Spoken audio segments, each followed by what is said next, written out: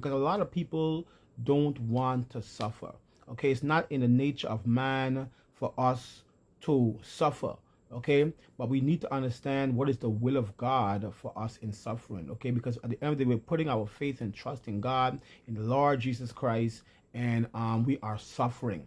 Okay, so what is God saying about that? What do we understand about that? You got to understand this is acceptable. This is what God accepts. This is what God allows. Okay, that we endure grief. You have to endure grief. Tell yourself that you got to endure grief.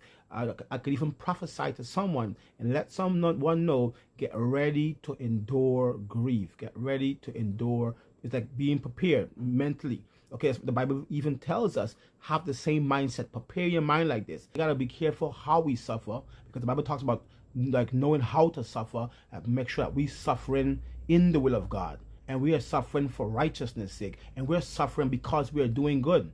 Okay, because we are doing the will of God, because we're doing the works that He has called us to do.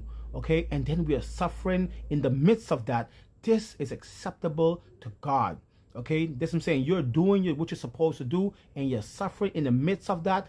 That is the will of God right there. That's acceptable to God. That is pleasing to God. Bible said there is glory. Okay, you don't just suffer for suffering's sake. There is glory because Christ, Bible talks about Christ suffering and the glory that should follow. So just know that when you are suffering, just know that there's glory ahead. Your suffering will not be in vain. Okay, so for this is acceptable if a man who has consciousness towards God endure grief.